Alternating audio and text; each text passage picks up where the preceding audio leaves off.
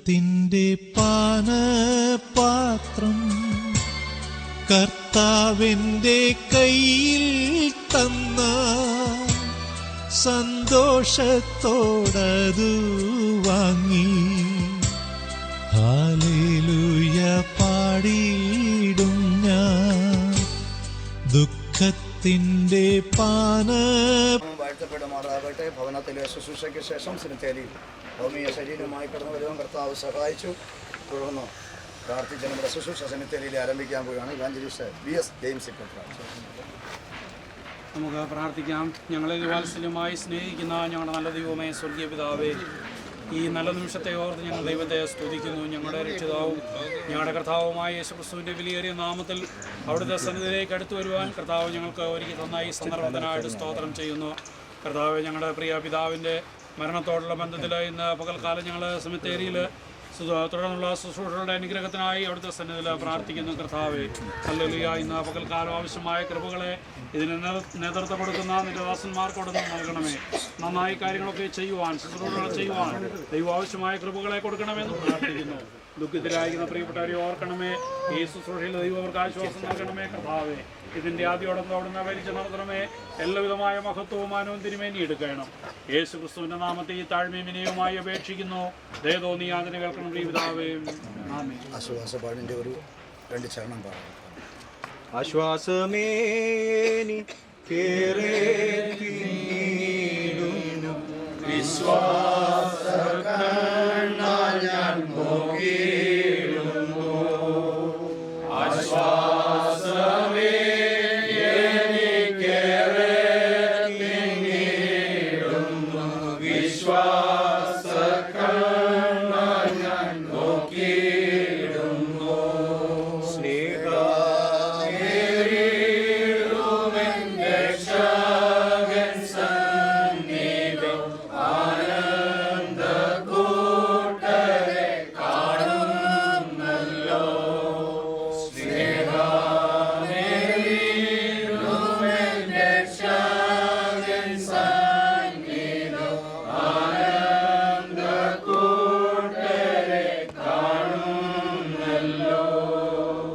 ആശ്വാസമേ എനിക്കേറെ തിങ്ങിടുന്നു.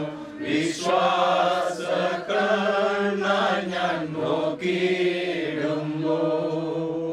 ആശ്വാസമേ എനിക്കേറെ തിങ്ങിടുന്നു. വിശ്വാസകണ്ണാൽ ഞാൻ നോക്കിയിടുന്നു. 90-ാം സങ്കീർത്തനം പാസ്റ്റർ കുരിതറെ സൂക്ഷിക്കുന്ന ഭാഷ പിരിച്ചറിയാനിക്കൊണ്ടായി.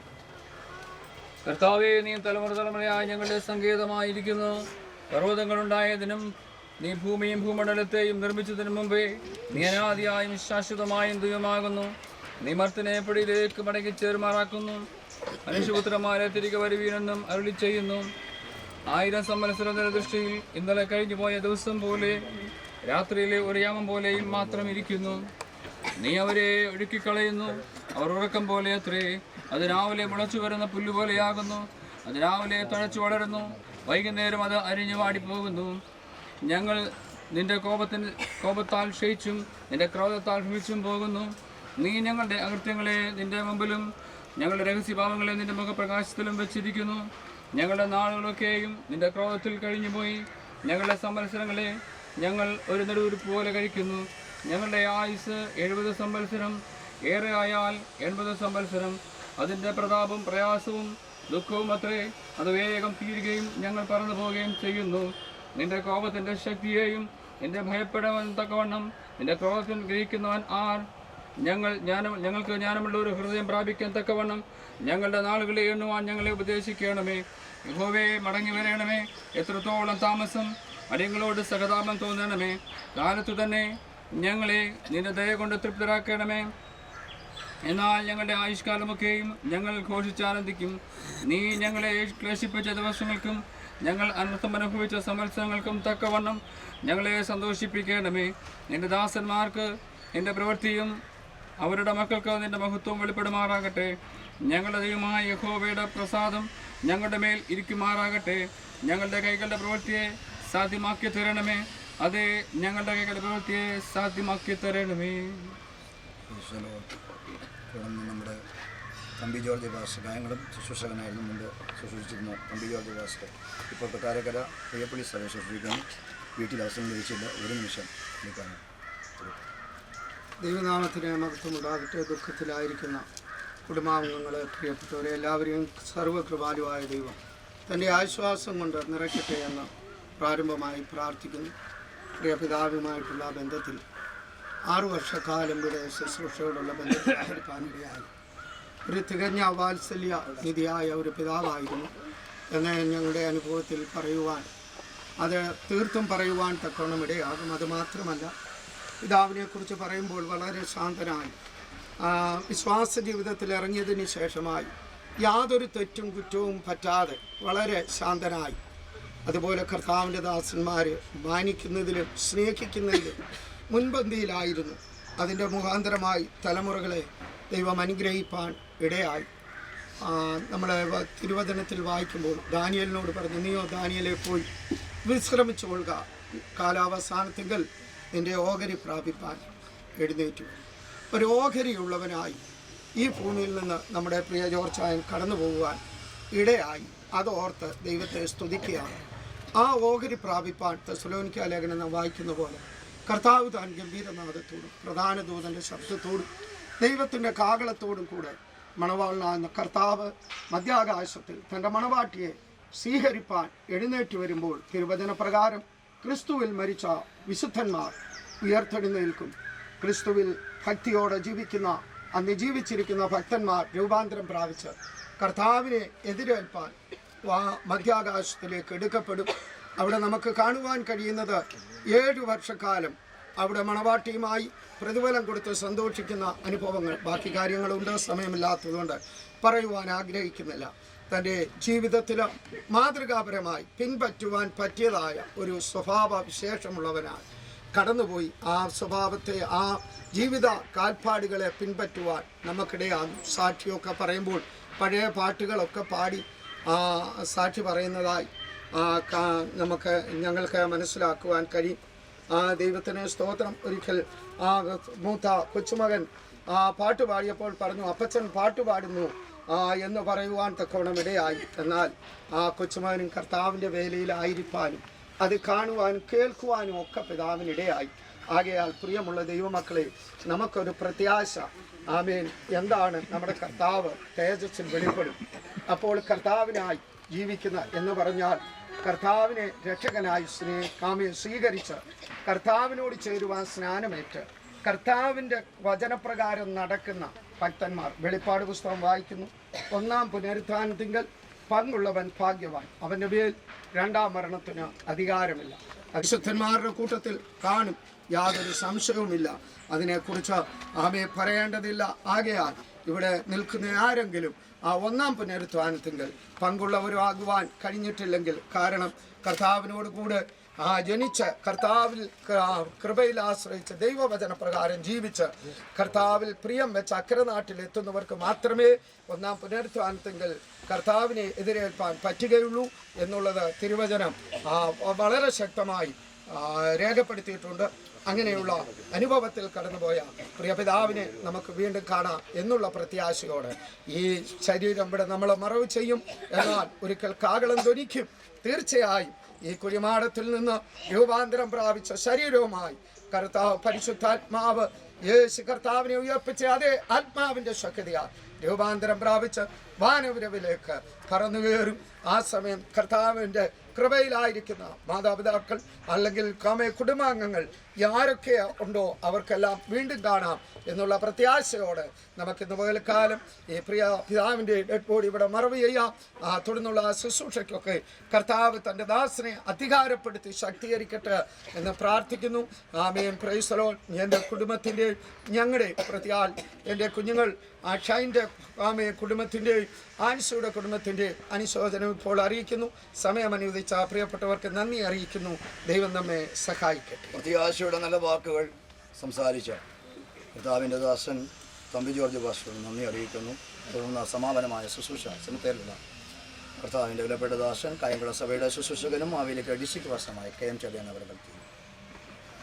അക്കരെ നടത്തിയ വിശുദ്ധ സംഘക്കാർ, അക്കരെ നടത്തിയ വിശുദ്ധ സംഘക്കാർ കാത്തുവാർക്കുന്നുണ്ടു നാമും ചേർന്നിടുവാനാ. ആമേൻ. കാത്തുവാർക്കുന്നുണ്ടു നാമും ചേർന്നിടുവാനാ. ആനന്ദകരം നീട്ടി ഏറ്റം പുഞ്ചിരി തൂകി, ആനന്ദകരം നീട്ടി ഏറ്റം പുഞ്ചിരി തൂകി വിളിച്ചിടുന്നു പോകാം നമുക്ക്, വിളിച്ചിടുന്നു പോകാം നമുക്ക്. കർത്താവിന്റെ അതിപരിശുദ്ധ നാമം വാഴ്ത്തപ്പെടുമാറാകട്ടെ. വാത്തിപ്പറമ്പിൽ പീസ് വില്ലയിൽ 90 വയസ്സ് പ്രായമുണ്ടായിരുന്ന കെ ജോർജ് കുട്ടി അപ്പച്ചൻ്റെ അടക്ക ശുശ്രൂഷയ്ക്കായിട്ടാണ് നാം ഇവിടെ വന്നിരിക്കുന്നത്. കർത്താവ് താൻ ഗംഭീരനാഥത്തോടെ വരാൻ സമയമായതുകൊണ്ട് ആ സമയം വരെ ഈ സെമിത്തേരി നിക്ഷേപിക്കുകയാണ് നമ്മുടെ ചുമതല. ഭക്തിയുള്ള പുരുഷന്മാർ തേപ്പാനോസിൻ്റെ ശരീരത്തെ അടക്കം ചെയ്തതായി അപ്പോസ്തല പ്രവൃത്തിയുടെ പുസ്തകത്തിൽ നമ്മൾ വായിക്കുന്നു. ഇന്നത്തെ സാഹചര്യത്തിൽ സമയം വളരെ ദീർഘമാകാതെ വളരെ ചുരുങ്ങിയ നിമിഷങ്ങളിൽ ആമേൻ ശുശ്രൂഷ നിവർത്തിക്കുവാൻ കർത്താവിൽ ശരണപ്പെടുകയാണ്. വളരെ അനുഗ്രഹീതനായ ഒരു വാത്സല്യ പിതാവാണ്. വളരെ സൗമ്യനായ, ഏവരെയും സന്തോഷിപ്പിക്കുന്ന ഒരു വാത്സല്യ പിതാവാണ് ജോർജ് അപ്പച്ചൻ. ആമേൻ. അനുഗ്രഹിക്കപ്പെട്ടതായ 5 മക്കളും അനുഗ്രഹീതരായ 12 കൊച്ചുമക്കളും അദ്ദേഹത്തിന് ലഭിക്കുവാനിടയായി തീർന്നു.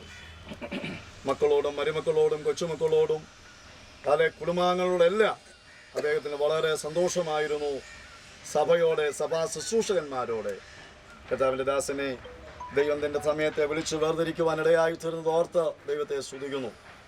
വിശുദ്ധ വേദപുസ്തകത്തിൽ അപ്പോസ്തലനായ പൗലോസ് ശ്ലീഹ കൊരിന്ത്യർക്ക് ലേഖനം എഴുതുമ്പോൾ 15-ാം അധ്യായം അതിൻ്റെ 20 മുതൽ ചില വാക്യങ്ങൾ വായിക്കുമ്പോൾ ഇങ്ങനെയാണ് ഓർപ്പിച്ചിരിക്കുന്നത്: എന്നാൽ ക്രിസ്തു നിദ്ര കൊണ്ടവരിൽ ആദ്യഫലമായി മരിച്ചവരിൽ നിന്ന് ഉയർത്തിരിക്കുന്നു. വളരെ പ്രത്യാശ നൽകുന്ന ഒരു വചനമാണ് പൗലോസ് ഇവിടെ ഓർപ്പിക്കാനിടയായിത്തീർന്നത്. യേശു ക്രിസ്തു ആദ്യഫലമായി മരിച്ചവരിൽ നിന്ന് ഉയർത്തു. എന്താണ് യേശു ക്രിസ്തു ആദ്യഫലമായി ഉയർത്തു എന്ന് പൗലോസ് ഇവിടെ ഓർപ്പിക്കാനിടയായിത്തീർന്നത്? ധന്യനായ പൗലോസ് ശ്ലീഹ ഈ ഭാഗം എഴുതുമ്പോൾ യേശു ക്രിസ്തു ഈ ലോകത്തിലായിരിക്കുമ്പോൾ ചെയ്ത അത്ഭുത പ്രവൃത്തികളെ, അതേ സ്ത്രീകന്മാർ ചെയ്ത അത്ഭുത പ്രവൃത്തികളെ മറന്നുകൊണ്ടല്ല അദ്ദേഹം ആ കാര്യം ഓർപ്പിക്കുന്നത്. യേശു ക്രിസ്തു ഈ ലോകത്തിലായിരുന്നപ്പോൾ കേവലം 12 വയസ്സുള്ളതായ യായിറോസിൻ്റെ മകൾ ആ ബാലികയെ ഉയർപ്പിച്ചതായിട്ട് നാം തിരുവചനത്തിൽ വായിക്കുന്നുണ്ട്. അതുപോലെ തന്നെ വിധവയുടെ മകൻ നയിൻ പട്ടണത്തിലെ വിധവയുടെ മകനെ അടക്കുവാനായി കൊണ്ടുപോയപ്പോൾ വഴിമധ്യേ വെച്ച് ഉയർപ്പിച്ചതായി നമ്മൾ കാണുവാൻ കഴിയുന്നുണ്ട്. പത്രോസ് തബീത എന്ന് പറയുന്ന ആ വിധവയായ സ്ത്രീയെ ഉയർപ്പിച്ചതായി നമുക്ക് കാണുവാൻ കഴിയുന്നുണ്ട്. ധന്യനായ പൗലോസ് ശ്ലീഹ യൂത്തിക്കോസ് എന്ന് പറയുന്ന യൗവനക്കാരൻ വീണ് തൻ്റെ പ്രാണൻ നഷ്ടപ്പെട്ടപ്പോൾ അവന് വേണ്ടി പ്രാർത്ഥിച്ച് ഉയർപ്പിച്ചതായി കാണുന്നുണ്ട്. യേശു കർത്താവ് അതേ മാർത്തയുടെയും മറിയുടെയും സഹോദരനായിരിക്കുന്ന ലാസർ മരിച്ച് അടക്കപ്പെട്ട് 4 നാൾ കഴിഞ്ഞ് നാറ്റം വെച്ചപ്പോൾ ആ കല്ലറയ്ക്കയുടെ അടുക്കൽ നിന്നുകൊണ്ട് ലാസറേ പുറത്തു വരിക എന്ന് വിളിച്ചു വരുത്തി ഉയർപ്പിച്ചതായി നാം തിരുവചനത്തിൽ വായിക്കുകയാണ്. ഇങ്ങനെ പലരും ഉയർത്തതായിട്ട് തിരുവചനം വായിക്കുമ്പോൾ എന്തുകൊണ്ടാണ് ധന്യനായ പൗലോസ് ശ്ലീഹ ഇപ്രകാരം യേശു ക്രിസ്തു മരിച്ചവരുടെയിൽ നിന്ന് ആദ്യഫലമായി ഉയർത്തു എന്ന് പറയാനിടയായി തീർന്നത്? ഞാൻ പറയട്ടെ, സമയ ചുരുക്കത്താൽ പറയാം. മുൻപ് ഉയർത്തവരാരും ആമേൻ സ്തോത്രം ജീവനോടെ എന്ത് ശേഷിക്കുന്നില്ല.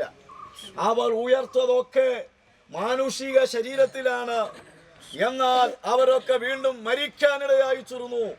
എന്നാൽ യേശു ഉയർത്തത് ഒരു മാനുഷിക ശരീരത്തിലല്ല, തേജസ്കരിക്കപ്പെട്ട ശരീരത്തിലാണ്.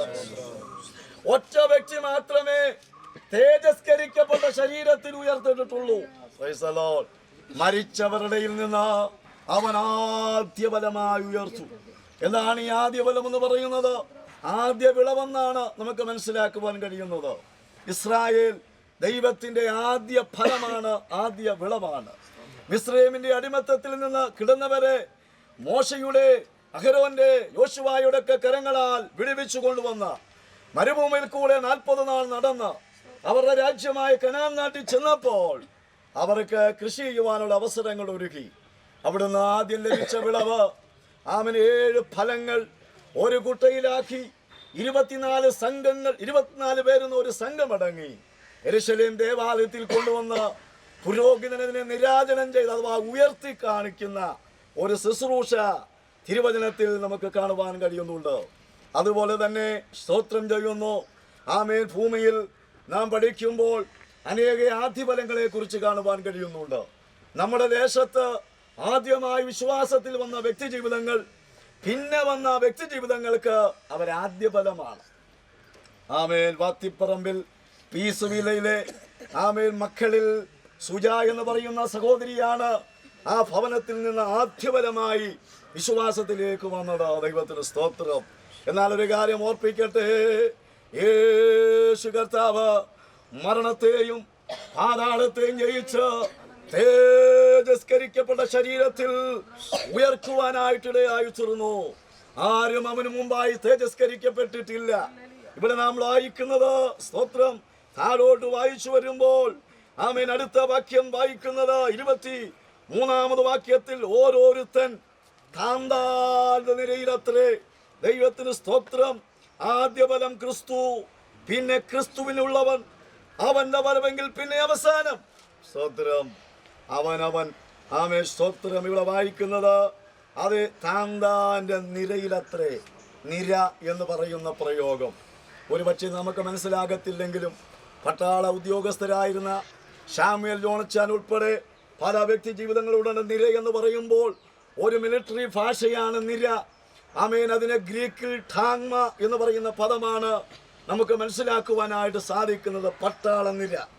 ആമേൻ. ക്യാപ്റ്റൻ പറയുമ്പോൾ, സൈനാധിപൻ പറയുമ്പോൾ എന്തും ചെയ്യാൻ ഒരുക്കത്തോടെ മാർച്ച് ചെയ്ത് തയ്യാറായി സ്റ്റെപ്പുകൾ വെച്ച് നിൽക്കുന്നതായ ഒരു നിരയാണ് നമുക്കവിടെ കാണുവാനായി സാധിക്കുന്നത്. ദൈവത്തിന് സ്തോത്രം. 110-ാം സങ്കീർത്തനം അതിൻ്റെ 3-ാമത് വാക്യത്തിൽ ഇങ്ങനെ വായിക്കുവാൻ നമുക്ക് കഴിയുന്നുണ്ട്. നിന്റെ സേനാ ദിവസത്തിൽ നിന്റെ ജനം വിശുദ്ധ വസ്ത്രാലങ്കാരം ധരിച്ച് ഉഷസിന്റെ അതേ ഉദരത്തിൽ നിന്ന് യുവാക്കളായ മഞ്ഞ് പുറത്തു വരുമെന്ന കർത്താവ് താൻ ഗംഭീരനാദത്തോടെ, പ്രധാന ദൂതന്റെ ശബ്ദത്തോടെ, ദൈവത്തിന്റെ കാഹളത്തോടുകൂടെ സ്വർഗത്തിൽ നിന്ന് ഇറങ്ങി വരുമ്പോൾ തേജസ്കരിക്കപ്പെട്ട യേശുവിനെ പോലെ ക്രിസ്തുവിൽ മരിച്ചവർ തേജസ്സുള്ള ശരീരമായി ഉയർത്തുവരേറ്റു വരുന്ന ഒരു സമയം ആസന്നമായിരിക്കുകയാണ്. സ്വത്രം. 90 വയസ്സുള്ള, ആമേൻ, നരയുള്ള, കേൾവി കുറഞ്ഞ, ആമേൻ, നടക്കുവാൻ ബുദ്ധിമുട്ടുള്ള, ആമേൻ, പ്രവർത്തിക്കാൻ കഴിയാത്ത, വേണ്ടവണ്ണം അതിൻ്റെ കൈകളുള്ള, ആമേൻ, സ്വത്രം ഒക്കെ ശരീരത്തോടുകൂടെ ഏതുവിധ താഴ്ചയോടുകൂടെ നാം ഈ സെമിത്തേരിയിൽ പ്രിയ പിതാവിനെ നിക്ഷേപിക്കുമ്പോൾ കർത്താവ് ഇറങ്ങി വരുന്ന സമയത്ത് 7 വിധമായ ഉയർച്ചയോടുകൂടെ പിതാവ്, ആമേൻ, സ്തോത്രം, ക്രിസ്തുവിൽ മരിച്ചവർക്കൊപ്പം ഉയർത്തുവരുന്നേറ്റു വരുന്ന ഒരു സുദിനമാണ് നമ്മുടെ എല്ലാവരുടെ പ്രത്യാശ. വാത്സല്യ അമ്മച്ചി ധൈര്യത്തോടെ ഇവിടെ നിൽക്കുന്നത്, മക്കൾ, മരുമക്കൾ, കൊച്ചുമക്കൾ, ബന്ധുമിത്രാദികൾ സംയമനം പാലിച്ച് വളരെ ധൈര്യത്തോടെ നിൽക്കുന്നത് കർത്താവ് താൻ ഗംഭീരനാഥത്തോടെ വരുമ്പോൾ ഞങ്ങളുടെ അപ്പച്ചൻ ഒരു യൗവനക്കാരനെ പോലെ, ഒരു സൈന്യ പടയാളിയെ പോലെ ആമെ പുറത്തു വരുന്ന ഒരു സുദിനമുണ്ടെന്ന് തിരുവഴുത്ത് വിശേഷിപ്പിക്കുമ്പോൾ അന്ന് ഒരു രോഗമില്ലാതെ, ആമെ, നരയില്ലാതെ, വർദ്ധിക്കാൻ ബാധിക്കാതെ തേജസ്കരിക്കപ്പെട്ട ശരീരത്തോടെ കാണാം. അതാണ് നമ്മുടെ പ്രത്യാശ. പ്രിയമുള്ളവരെ, നമ്മുടെ വാത്സല്യ പിതാവിനെ നമുക്ക് ഈ സെമിത്തേരിയിലേക്ക് അടക്കം ചെയ്യാം. വാത്സല്യ അമ്മച്ചി, മറിയാമ്മേ, പ്രിയ കുഞ്ഞുങ്ങളെ, മക്കളെ, മരുമക്കളെ, വാത്സല്യ പിതാവിനെ അങ്ങനെ നമുക്ക് അടക്കം ചെയ്യാം. പ്രതീക്ഷയോടെ ആയിരിക്കാം. ആ തേജസ്കരണത്തിന്റെ സമയമെടുത്തു. സ്വർഗത്തിലെ ദൈവം നിങ്ങളെ അനുഗ്രഹിച്ച് ആശീർവദിച്ച് പ്രത്യാശയോടെ നിൽക്കുവാൻ ഇടയാകട്ടെ എന്ന് ആത്മാർത്ഥമായി പ്രാർത്ഥിച്ച് എൻ്റെ വാക്കുകൾക്ക് ഞാൻ വിരാമം കുറിക്കുകയാണ്. കൊരിന്ത്യ ലേഖനത്തിലെ പല വാക്യങ്ങൾ വായിക്കാനുണ്ടെങ്കിലും സമയത്തിൻ്റെ പരിധി മനസ്സിലാക്കിക്കൊണ്ട് 15-ാം അധ്യായം 50 മുതൽ 58 വരെയുള്ള വേദഭാഗങ്ങൾ ഒരു ദൈവഭൃത്യനും, അതിനുശേഷമായി തെസ്സലോനിക്കർക്ക് എഴുതിയ 1-ാം ലേഖനം 4-ാം അധ്യായം 13 മുതൽ തുടർന്നുള്ള വാക്യങ്ങൾ മറ്റൊരു ദൈവഭൃത്യനും വായിച്ച് നമ്മെ സഹായിക്കുന്നതാണ്. സഹോദരന്മാരെ, മാംസരക്തങ്ങൾക്ക് ദൈവരാജ്യത്തെ അവകാശമാക്കുവാൻ കഴിയില്ല, ദ്രവത്വം അദ്രവത്വത്തെ അവകാശമാക്കുകയുമില്ല എന്ന് ഞാൻ പറയുന്നു. ഞാനൊരു മർമ്മം നിങ്ങളോട് പറയാം. നാം എല്ലാവരും നിദ്ര കൊള്ളുകയില്ല, എന്നാൽ കാഹളനാദത്തിങ്കൽ പെട്ടെന്ന് കണ്ണുമയ്ക്കുന്നിടയിൽ നാം എല്ലാവരും രൂപാന്തരപ്പെടും. കാഹളം ധ്വനിക്കും, മരിച്ചവർ അക്ഷരായിരിക്കുകയും നാം രൂപാന്തരപ്പെടുകയും ചെയ്യും. ഈ ദ്രവത്വമുള്ളത് അദ്രവത്വത്തെയും ഈ മധ്യമായത് അമർത്യത്തെയും ധരിക്കണം. ഈ ദ്രവത്വമുള്ളത് അദ്രവത്വത്തെയും ഈ മധ്യമായത് അമർത്യത്തെയും ധരിക്കുമ്പോൾ മരണം നീങ്ങി ജയം വന്നിരിക്കുന്നു എന്നെഴുതിയ വചനം നിവൃത്തിയാകും. ഹേ മരണമേ, നിന്റെ ജയം എവിടെ? ഹേ മരണമേ, നിന്റെ വിഷമുള്ളെവിടെ? മരണത്തിൻ്റെ വിഷമുള്ള പാപം, പാപത്തിൻ്റെ ശക്തിയോ ന്യായപ്രമാണം. നമ്മുടെ കർത്താവായ യേശു ക്രിസ്തു മുഖാന്തരം നമുക്ക് ജയം നൽകുന്ന ദൈവത്തിന് സ്തോത്രം. ആകിയാൽ എൻ്റെ പ്രിയ സഹോദരന്മാരെ, നിങ്ങൾ ഉറപ്പുള്ളവരും കുലുങ്ങാത്തവരും നിങ്ങളുടെ പ്രയത്നം കർത്താവിൽ വ്യർത്ഥമല്ല എന്ന് അറിഞ്ഞിരിക്കിയാൽ കർത്താവിൻ്റെ വേലയിൽ എപ്പോഴും വർദ്ധിച്ചു വരുന്നവരുമാകുകയും. കർത്താവിന് സ്തോത്രം. ഇവിടെ പൗലോസ് മരണത്തെ വെല്ലുവിളിക്കുന്നതായി കാണുന്നു. ഹേ മരണമേ, നിന്റെ ജയം എവിടെ? ഒരു ചോദ്യമാണ് അവിടെ കാണുവാൻ കഴിയുന്നത്. ഹോശയ്യാ പ്രവചനം 13-ാം അധ്യായം 14-ാം വാക്യത്തിൽ പ്രവാചകൻ പറയുന്നു, മരണമേ, നിന്റെ ബാധ എവിടെ? പാതാളമേ, നിന്റെ സംഹാരം എവിടെ? കർത്താവായ യേശു ക്രിസ്തുവിൻ്റെ രഹസ്യവരവോടുകൂടി മരണമെന്ന സമസ്യ, ആദാമൂലമുണ്ടായ മരണത്തിൻ്റെ സമസ്യയ്ക്ക് അവകാശവാദങ്ങളെല്ലാം നിർത്തിവെച്ച് ആമേ തിരുവചനത്തിൽ താഴോട്ട് നമ്മൾ വായിച്ചു വന്ന ഭാഗങ്ങളിൽ കാണുവാൻ കഴിയുന്നു. ഒടുക്കത്തെ ശത്രുവായി മരണം നീങ്ങിപ്പോകുന്നു. ഇനി മരണമില്ല, കണ്ണുനീരില്ല, വിലാപമില്ല. നോക്കിക്കേ, ഈ ഭാഗത്തിന്റെ ഒടുവിൽ ഇങ്ങനെയാണ് രേഖപ്പെടുത്തിയിരിക്കുന്നത്.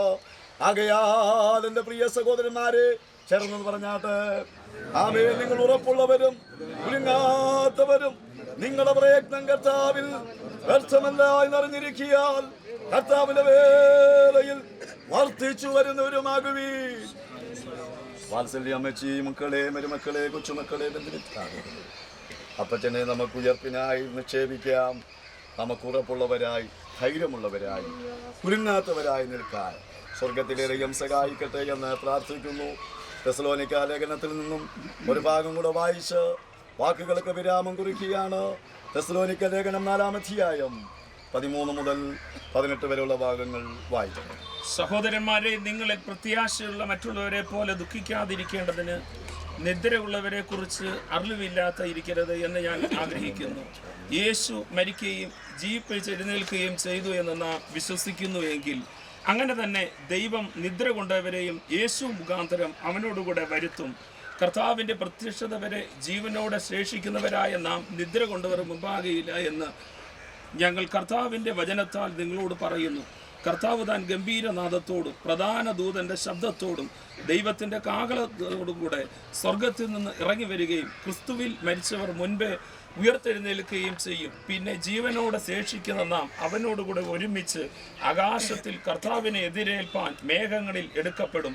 ഇങ്ങനെ നാം എപ്പോഴും കർത്താവിനോടുകൂടെ ഇരിക്കുകയും ഈ പാത്രം കർത്താവിൻ്റെ കയ്യിൽ തന്ന സന്തോഷത്തോടത് വാങ്ങി ഹല്ലേലൂയ പാടിയിടും ഞാൻ.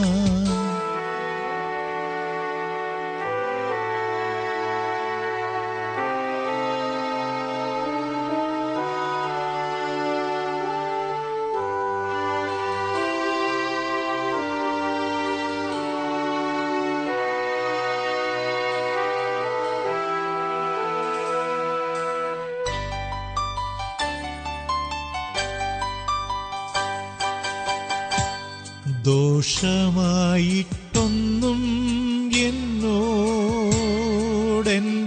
നാഥൻ ചെയ്യുകയില്ല.